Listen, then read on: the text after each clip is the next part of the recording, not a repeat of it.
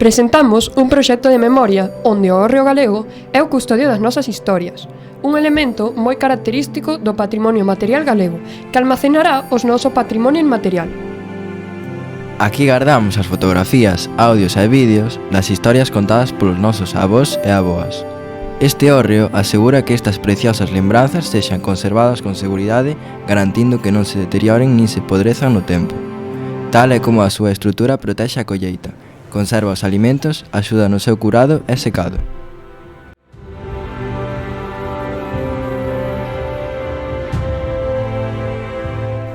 Cada fotografía é un fragmento dese tempo, onde o rural era a escola, e a casa, o universo.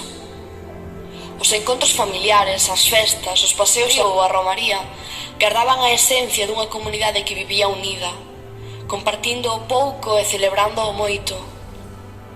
Recuperar estas imaxes é devolverlle a voz á memoria, recoñecer a dignidade das vidas cotiás e honrar a historia que nos sostén. Porque na Costa da Morte a familia non era só sangue, era terra, era mar e era futuro.